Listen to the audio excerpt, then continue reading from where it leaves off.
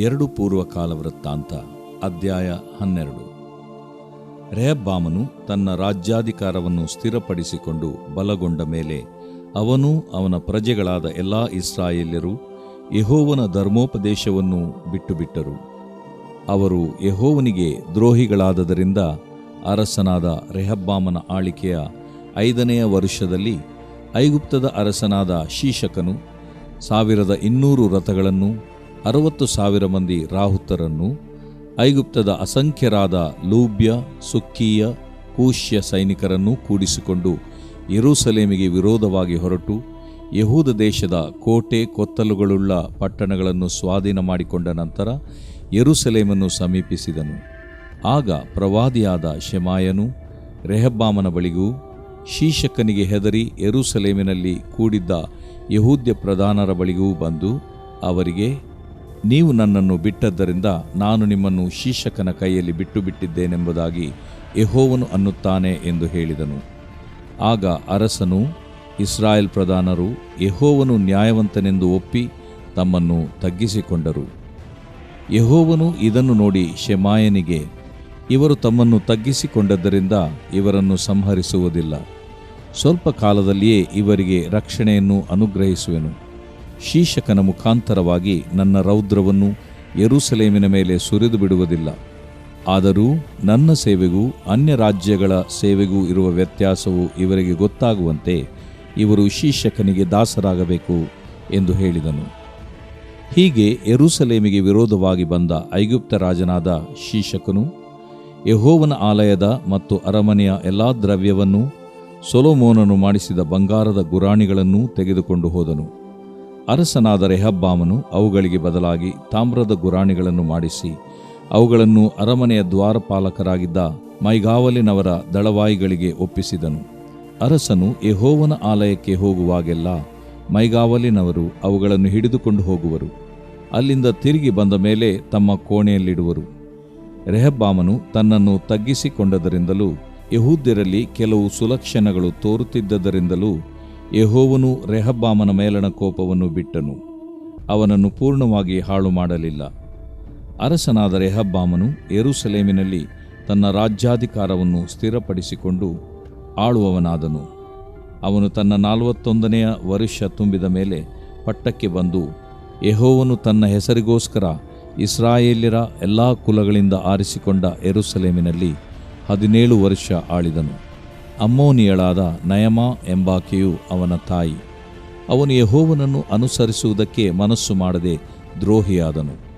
ರೆಹಬ್ಬಾಮನ ಪೂರ್ವೋತ್ತರ ಕೃತ್ಯಗಳು ಪ್ರವಾದಿಯಾದ ಶೆಮಾಯ, ದರ್ಶಿಯಾದ ಇದ್ದೋ ಎಂಬವರ ಚರಿತ್ರೆಗಳ ವಂಶಾವಳಿ ಭಾಗದಲ್ಲಿ ಬರೆದಿರುತ್ತವೆ.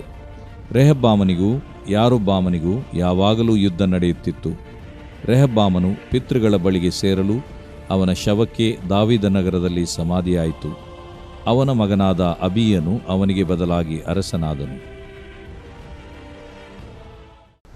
ದೇವರು ಪ್ರೀತಿಸುವ ಪ್ರೀತಿಯ ಬಿಗ್ ಜೆ ಟಿವಿ ಪ್ರಿಯ ವೀಕ್ಷಕರಿಗೆ ನಮ್ಮ ಕರ್ತನಾದ ಯೇಸು ಕ್ರಿಸ್ತನ ಹೆಸರಿನಲ್ಲಿ ನಿಮ್ಮನ್ನು ವಂದಿಸಿ ಸ್ವಾಗತ ಬಯಸ್ತಿದ್ದೇವೆ. ಬನ್ನಿರಿ, ನಾವು ಇಂದು ದೇವರ ವಾಕ್ಯವನ್ನು, ಮನುಷ್ಯನ ವಾಕ್ಯ ಅಲ್ಲ, ದೇವರ ವಾಕ್ಯವನ್ನು ನಾವು ಒಟ್ಟಾಗಿ ಅಧ್ಯಯನ ಮಾಡಿಕೊಳ್ಳೋಣ.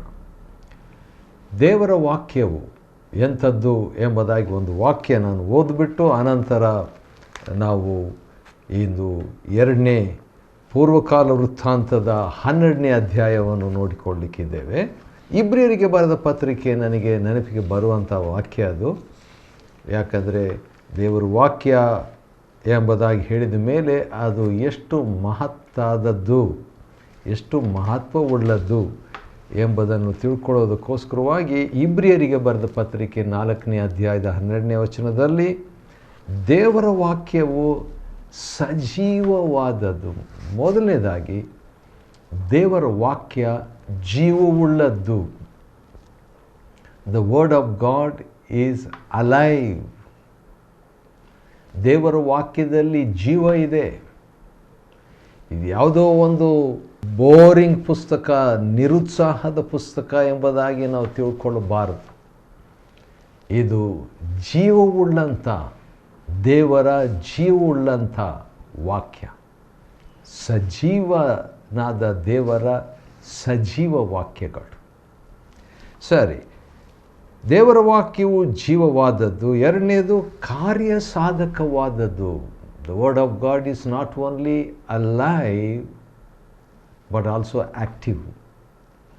ಈಗ ಮಾತನಾಡುವಂಥ ಮಾತುಗಳು ಕಾರ್ಯಸಾಧಕವಾಗುವಂಥ ಮಾತುಗಳದು. ಜೀವಂತ ಮಾತುಗಳು, ಕಾರ್ಯಸಾಧಕವಾಗುವ ಮಾತುಗಳು. ಜೀವಂತ ಮಾತುಗಳಂದರೆ ದೇವರ ಜೀವ ಇರುವ ಮಾತುಗಳು, ದೇವರ ಜೀವ ಇರುವಂಥ ಮಾತುಗಳು. ಮತ್ತು ಕಾರ್ಯಸಾಧಕವಾದದ್ದು ಯಾವ ಇಬ್ಬಾಯಿ ಕತ್ತಿಗಿಂತ ಹದವಾದದ್ದು, ಶಾರ್ಪ್ ಆಗಿರೋದು ದೇವರ ವಾಕ್ಯ.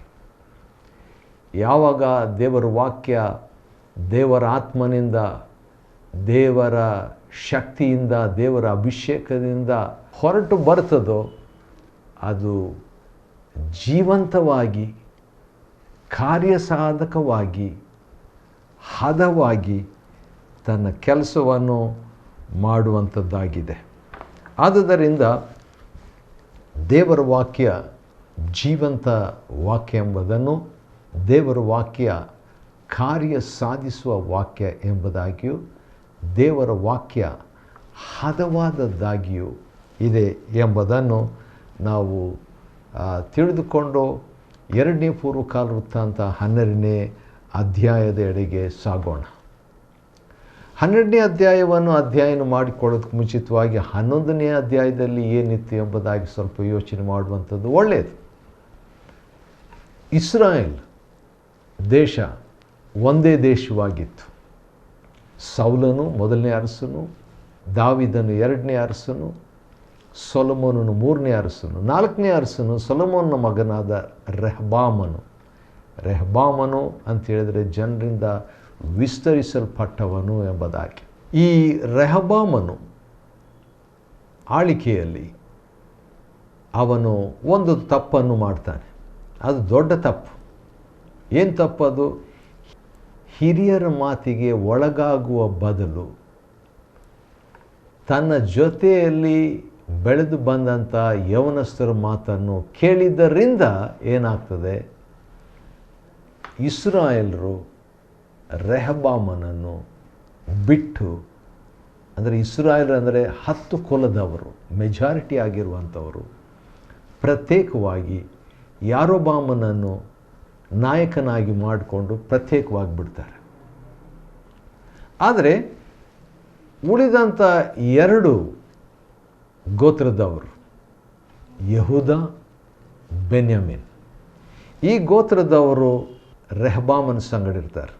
ಅವರು ರೆಹಬ್ಬಾಮನ ಸಂಗಡ ಇದ್ದಾಗ ರೆಹಬ್ಬಾಮನಿಗೇನು ಅನಿಸ್ತದೆ, ನಾನು ಒಂದು ಯುದ್ಧ ಮಾಡಿ ಹೇಗಾದರೂ ಮಾಡಿ ಬಿಟ್ಟು ಹೋದಂಥವರನ್ನು ಗೆದ್ದುಕೋಬೇಕು ಎಂಬುದಾಗಿ ಹೇಳಿಬಿಟ್ಟು 1,80,000 ಜನರನ್ನು ಯಹೂದ ಮತ್ತು ಬೆನ್ಯಾಮೀನ್ ಕಡೆಯ ಜನರಿಂದ ಸೈನಿಕರಾಗಿರುವಂಥವರು, ಶ್ರೇಷ್ಠ ಸೈನಿಕರನ್ನು ಆರಿಸಿಕೊಂಡು ಈಗ 1,80,000 ಜನರು, ಅರಸನು ಕೂಡ ಬಹುಶಃ ಅವನ ಜೊತೆಯಲ್ಲಿ ಕೆಲವು ಅಧಿಕಾರಿಗಳು ಸೇರಿಕೊಂಡು ಈಗ ಯುದ್ಧಕ್ಕೆ ಹೋಗ್ತಾ ಇದ್ದಂಥ ವೇಳೆಯಲ್ಲಿ ದೇವರು, ಇದನ್ನೆಲ್ಲ ನೋಡ್ತಾ ಇರುವಂಥ ದೇವರು, ಲಕ್ಷಾಂತರ ಜನರು ಆ ಕಡೆ ಇದ್ದಾರೆ ಇಸ್ರಾಯೇಲ್ರ ಕಡೆಗೆ, ಈ ಕಡೆ ಕೂಡ ಕೆಲವು ಲಕ್ಷ ಜನರು ಇದ್ದಾರೆ, ಆದರೆ ಸ್ವಲ್ಪ ಅಲ್ಪಸಂಖ್ಯಾತರು ಇವರು. ಅಂಥ ಸಂದರ್ಭದಲ್ಲಿ ದೇವರು ಒಬ್ಬ ವ್ಯಕ್ತಿಯನ್ನು ಆರಿಸ್ಕೊಂಡು, ಅವನ ಹೆಸರು ಶಮಾಯನು ಅಂತ ಹೇಳಿಬಿಟ್ಟು, ಶಮಾಯ ಅಂತ ಹೇಳಿದರೆ ಆ ಹೆಸರಿನ ಅರ್ಥ ಯೆಹೋವನು ಕೇಳಿಸಿಕೊಂಡನು ಅಂತ. ಜೆಹೋವಾ ಹರ್ಡ್ ಆರ್ ಜೆಹೋವಾಸ್ ಹರ್ಡ್, ಯೆಹೋವನು ಕೇಳಿಸಿಕೊಂಡನು ಎಂಬಂಥ ಹೆಸರಿರುವಂಥವನ ಒಂದು ಬಹುಶಃ ಪ್ರಾರ್ಥನೆಯನ್ನು ದೇವರು ನಿಜವಾಗಿ ಕೇಳಿಸ್ಕೊಂಡು ಅವತ್ತಿನ ದಿವಸ. ಯಾಕಂತ ಹೇಳಿದರೆ ಅವನು ಬಂದುಬಿಟ್ಟು ಒಂದೇ ಒಂದು ಚಿಕ್ಕ ಸಂದೇಶವನ್ನು ಕೊಡ್ತಾನೆ. ಅದೇನಂತ ಹೇಳಿದರೆ, ನೀವು ಯೆಹೋವನೆಂತೆನ್ನುತ್ತಾನೆ, ನೀವು ನಿಮ್ಮ ಸಹೋದರರೊಡನೆ ಯುದ್ಧಕ್ಕೆ ಹೋಗಬಾರ್ದು. ಈ ಕಾರ್ಯವು ಅದಕ್ಕಿಂತ ಮುಂಚೆ ಎಲ್ಲರೂ ಹಿಂದಿರುಗಿ ಹೋಗ್ರಿ. ಎಲ್ಲರಂದರೆ 1,80,000 ಜನರು ಹಿಂದಿರುಗಿ ಹೋಗ್ರಿ. ಅವರೆಲ್ಲ ಮನೆಗೆ ಬಾಯಿ ಹೇಳಿಬಿಟ್ಟು ಬಂದಿರ್ಬೋದು, ಆದರೂ ಕೂಡ ಹಿಂದಿರುಗಿ ಹೋಗ್ರಿ ಎಂಬುದಾಗಿ ಹೇಳ್ತಾನೆ. ಹೇಳಿಬಿಟ್ಟು ಈ ಕಾರ್ಯವು ಯೆಹೋವನಿಂದಲೇ. ಯಾವ ಕಾರ್ಯವು? ಡಿವೈಡ್ ಆಗಿರುವಂಥ ಕಾರ್ಯವು, ಎರಡು ದೇಶವಾಗಿರುವಂಥ ಕಾರ್ಯವು ಯೆಹೋವನಿಂದಲೇ. ಇಸ್ರಾಯೇಲ್ ಮತ್ತು ಯೆಹೂದ ಅಂತ ಎರಡು ಭಾಗ ಆಗಿರುವಂಥದ್ದು ಯೆಹೋವನಿಂದಲೇ. ಎರಡು ಗೋತ್ರದವರು ಪ್ರತ್ಯೇಕವಾಗಿ ರೆಹಬ್ಬಾಮನನ್ನು ಹೊಂದಿಕೊಂಡು, 10 ಕುಲದವರು ಯಾರೊಬ್ಬಾಮನನ್ನು ಹೊಂದಿಕೊಂಡು ಇರುವಂಥದ್ದು. ಈ ಪ್ಲ್ಯಾನು, ಈ ಯೋಜನೆ, ಈ ಕಾರ್ಯ ಯೆಹೋವನಿಂದಲೇ. ಇದನ್ನು ಎಂಜಿನಿಯರ್ ಮಾಡಿದ್ದು ದೇವರೇ ಎಂಬುದಾಗಿ ಒಂದು ಸಂದೇಶವನ್ನು ಕೊಟ್ಟಾಗ, ಚಿಕ್ಕ ಸಂದೇಶ, ಅದು ಲೆಸ್ ದೆನ್ ಒಂದು ಅರ್ಧ ನಿಮಿಷ ಕೂಡ ಇರೋದಿಲ್ಲ, ಅಂಥ ಒಂದು ಚಿಕ್ಕ ಸಂದೇಶವನ್ನು ಕೊಟ್ಟಾಗ ಏನಾಗ್ತದೆ? ಯೆಹೋವನ ಮಾತನ್ನು ಕೇಳಿ ಅವರು ಯಾರು? 1,80,000 ಶ್ರೇಷ್ಠ ಸೈನಿಕರಾಗಿರುವಂಥವರು.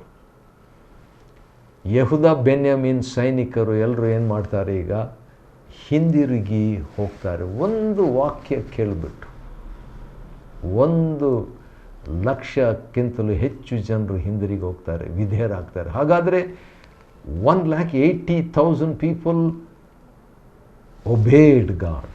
ಅಷ್ಟೊಂದು ಜನರು ದೇವರ ಒಂದು ಮಾತಿಗೆ ವಿಧೇಯರಾದರು. ಭಾಳ ಆಶ್ಚರ್ಯ.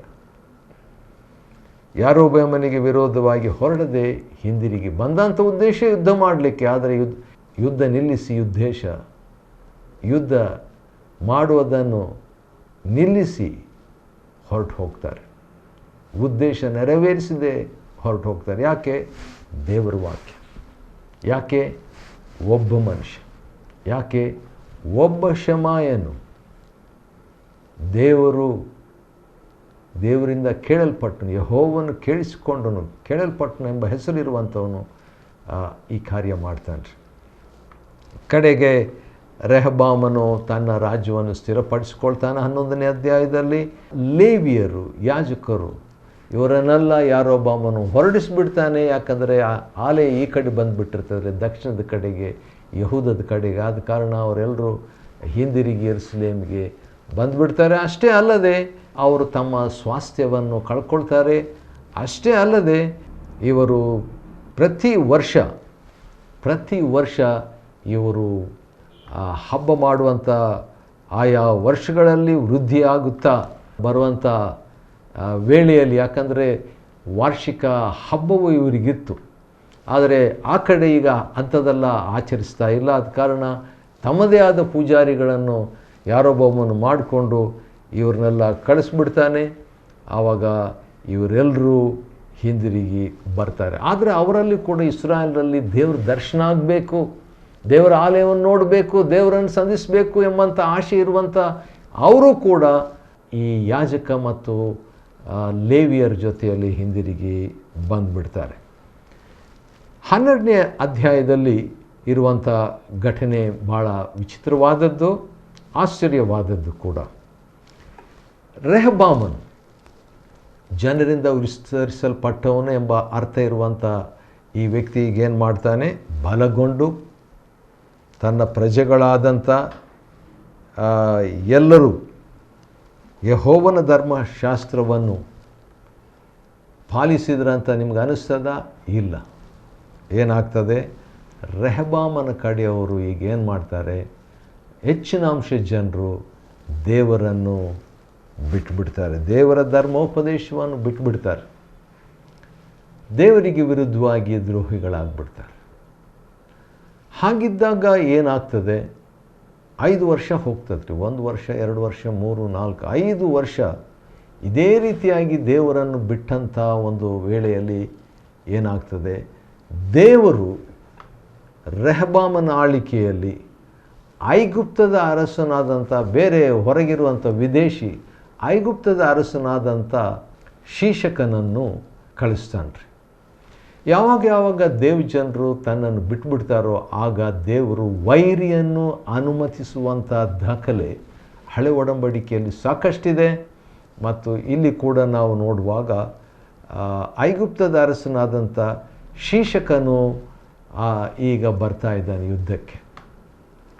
ಈಗಾಗಲೇ ಇಸ್ರಾಯೇಲ್ ಆ ಕಡೆ ಇದೆ, ಯಹೂದ ಈ ಕಡೆ ಇದೆ, 10 ಕುಲದವರು ಆ ಕಡೆ ಇದ್ದಾರೆ, 2 ಕುಲದವರು ಈ ಕಡೆ ಇದ್ದಾರೆ, ಯೆರೂಸಲೇಮ್ ಈ ಕಡೆ ಇದೆ, ಆ ಕಡೆ ಸಮಾರ್ಯವನ್ನು ರಾಜಧಾನಿಯಾಗಿ ಮಾಡಿಕೊಂಡಿದ್ದಾರೆ, ಈ ಕಡೆ ಯೆರೂಸಲೇಮನ್ನು ರಾಜಧಾನಿಯಾಗಿ ಮಾಡಿಕೊಂಡಿದ್ದಾರೆ.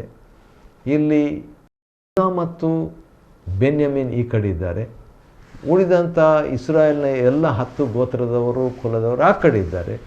ಹಾಗಿರುವಾಗ ಏನಾಗ್ತದೆ, ಐಗುಪ್ತ ದೇಶದಿಂದ ಯುದ್ಧಕ್ಕೆ ಯಹೂದದ ಮೇಲೆ ಬರ್ತಾ ಇರುವಂಥ ವೇಳೆಯಲ್ಲಿ ಎಷ್ಟು ಜನ ಇದ್ದರು ಅಂತ ಹೇಳ್ಬಿಟ್ಟು ನೋಡುವಾಗ ಅವರು ಇಲ್ಲಿ ಕೊಡಲ್ಪಟ್ಟಿದೆ. ಆ ರಥಗಳು ಮತ್ತು ರಥಗಳು ಎಷ್ಟಿದ್ದವು ಅಂತ ಹೇಳ್ಬಿಟ್ಟು ನೋಡುವಾಗ 1200 ರಥಗಳನ್ನು ಕರ್ಕೊಂಡು ಬರ್ತಿದ್ದಾನೆ ಐಗುಪ್ತದ ಅರಸನಾದಂಥ ಈ ಶೀಶಕನು. ಅದರ ಜೊತೆಯಲ್ಲಿ 1200 ರಥಗಳು, 60,000 ಮಂದಿ ರಾಹುತರು, 60,000 60,000 ರಾಹುತರನ್ನು ಕರ್ಕೊಂಡ್ಬರ್ತಿದ್ದಾನೆ. ಮತ್ತು ಸೈನಿಕರು ಎಷ್ಟಿರ್ಬೋದು ಗೊತ್ತಾ? ಭಾಳ ಆಶ್ಚರ್ಯ. ನೋಡೋಣ, 12ನೇ ಅಧ್ಯಾಯದ 3ನೇ ವಚನದಲ್ಲಿ ನಾವು ನೋಡಿಕೊಳ್ಳುವಾಗ ಅಸಂಖ್ಯರಾದ ಕೂಶ್ ಸೈನಿಕರನ್ನು ಕರ್ಕೊಂಡು ಬರ್ತಿದ್ದಾನೆ. ಹೌದು, 1200 ರಥಗಳು, 60,000 ರಾಹುತರು, ಲೆಕ್ಕವಿಲ್ಲದಷ್ಟು ಕೂಶ್ ಸೈನಿಕರು. ಇವರೆಲ್ಲರನ್ನು ಐಗುಪ್ತದ ಅರಸನು ಕರ್ಕೊಂಡು ಆಗ ತಾನೇ ಸುಧಾರಣೆಯಾಗಿ 4 ವರ್ಷಗಳು ಸುಮಾರು ಆಗಿದ್ದಂಥ ಯಹೂದದ ಮೇಲೆ ಯುದ್ಧಕ್ಕೆ ಬರ್ತಿದ್ದಾನೆ. ಕಾರಣ ಒಂದೇ ಕಾರಣ, ಯಾಕಂದರೆ ಇವರು ದೇವರನ್ನು ಬಿಟ್ಟಿದ್ರು, ದೇವರ ಧರ್ಮಶಾಸ್ತ್ರವನ್ನು ಬಿಟ್ಟುಬಿಟ್ಟಿದ್ರು, ದೇವರ ಉಪದೇಶವನ್ನು ಬಿಟ್ಟುಬಿಟ್ಟಿದ್ರು ಎಲ್ಲರೂ ಸೇರಿಕೊಂಡು. ಆದ ಕಾರಣ ಈಗ ಅವರೆಲ್ಲ ಬಂದಾಗ ಯಹೂದ ಎಂಬ ದೇಶನೇ ಇರ್ತಿದ್ದಿಲ್ಲ. ಆ ರೀತಿಯಾಗಿ ಆಗುವಂಥ ಒಂದು ಪರಿಸ್ಥಿತಿ. ಆ ಸಂದರ್ಭದಲ್ಲಿ ಮತ್ತೆ ಯಾವ ರೀತಿಯಾಗಿ ಯಹೂದ ಇಸ್ರಾಯೇಲ್ ಜೊತೆಗೆ ಯುದ್ಧ ಮಾಡಲಿಕ್ಕೆ ಹೋಗ್ತಿದ್ದಾಗ ದೇವರು ಶಮಾಯನನ್ನು ಕಳಿಸಿದನು. ಈಗ ಅದೇ ಶಮಾಯನು ಯಾರು ಐಗುಪ್ತದ ಅರಸನು ಈಗ ಯಹೂದವನ್ನು ಯುದ್ಧ ಮಾಡಿ ನಾಶ ಮಾಡುವುದಕ್ಕೆ ಬರ್ತಾ ಇದ್ದಂಥ ವೇಳೆಯಲ್ಲಿ ಅದೇ ಶಮಾಯನು ಬಂದುಬಿಟ್ಟು ಅವನು ಭಾಳ ಬೇಗನೆ ಅವಸರವಾಗಿ ಸ್ವಲ್ಪ ಹೆದರ್ಕೊಂಡು ಕೂಡ ದೇವರಿಂದ ಏನು ಮೆಸೇಜ್ ಬಂತು ಅದನ್ನು ಹೇಳಬೇಕು. ನೀವು ನನ್ನನ್ನು ಬಿಟ್ಟದ್ದರಿಂದ ನಾನು ನಿಮ್ಮನ್ನು ಶೀಶಕನ ಕೈಯಲ್ಲಿ ಬಿಟ್ಟು ಬಿಟ್ಟಿದ್ದೇನೆಂಬುದಾಗಿ ಯೆಹೋವನನ್ನು ತಾನೇ ಅಂತ ಹೇಳ್ಬಿಟ್ಟು ಓಡೋಗ್ಬಿಡ್ತಾನೆ. ಆಗ ಆ ಚಿಕ್ಕ ಸಂದೇಶವನ್ನು ಅರಸನು, ಇಸ್ರಾಯೇಲ್ ಪ್ರಧಾನರು ಯೆಹೋವನು ನ್ಯಾಯವಂತನೆಂದು ಒಪ್ಪಿ ತಮ್ಮನ್ನು ತಗ್ಗಿಸಿಕೊಳ್ತಾರೆ. ಹೌದು, ದೇವರು ಈ ರೀತಿಯಾಗಿ ನಮಗೆ ಶಿಕ್ಷೆ ಕೊಡೋದರಲ್ಲಿ ಆತ ನ್ಯಾಯವಂತ.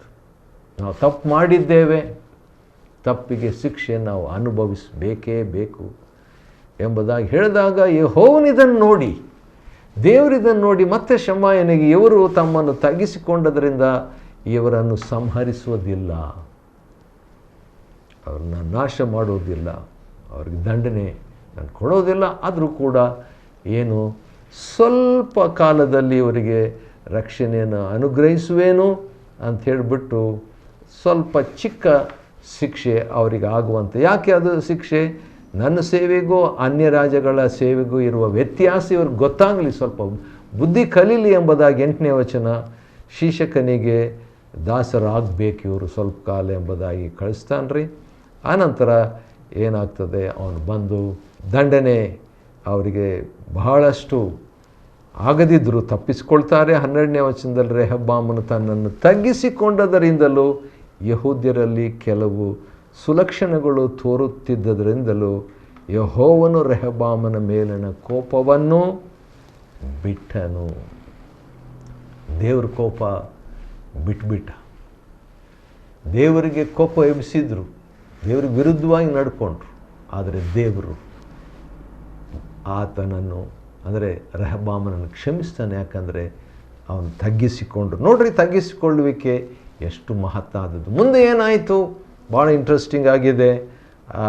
ಯಾಕೆ ಹೀಗಾಯಿತು, ಮುಂದೆ ಹೇಗೆ ಮುಂದುವರಿತದೆ ಎಂಬಂಥ ವಿಷಯಗಳನ್ನು ನಾವು ಮುಂದೆ ನೋಡಿಕೊಳ್ಳೋಣ. 2ನೇ ಪೂರ್ವಕಾಲ ವೃತ್ತಾಂತ 12ನೇ ಅಧ್ಯಾಯವನ್ನು ಅಧ್ಯಯನ ಮಾಡಿಕೊಳ್ಳುವಂತೆ ದೇವರು ಕೊಟ್ಟ ಕೃಪೆಗಾಗಿ ಆತನಿಗೆ ಸ್ತೋತ್ರವಾಗಲಿ. ದೇವರು ನಿಮ್ಮನ್ನು ಆಶೀರ್ವದಿಸಲಿ.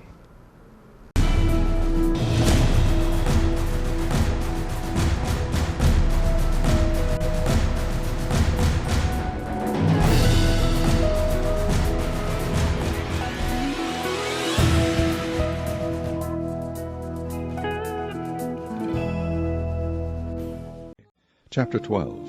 And it came to pass, when Rehoboam had established the kingdom, and had strengthened himself, he forsook the law of the Lord, and all Israel with him. And it came to pass, that in the 5th year of King Rehoboam, Shishak king of Egypt came up against Jerusalem, because they had transgressed against the Lord, with 1,200 chariots and 70,000 horsemen. And the people were without number that came with him out of Egypt, the Lubims, the Sukkiims, the Ethiopians. And he took the fenced cities which pertained to Judah, and came to Jerusalem. Then came Shemaiah the prophet to Rehoboam, and to the princes of Judah that were gathered together to Jerusalem because of Shishak, and said unto them, Thus saith the Lord, Ye have forsaken me, and therefore have I also left you in the hand of Shishak. Whereupon the princes of Israel and the king humbled themselves, and they said, The Lord is righteous.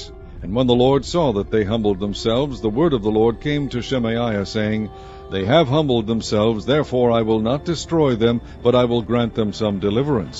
And my wrath shall not be poured out upon Jerusalem by the hand of Shishak. Nevertheless they shall be his servants, that they may know my service, and the service of the kingdoms of the countries. So Shishak king of Egypt came up against Jerusalem, and took away the treasures of the house of the Lord, and the treasures of the king's house he took all. He carried away also the shields of gold which Solomon had made.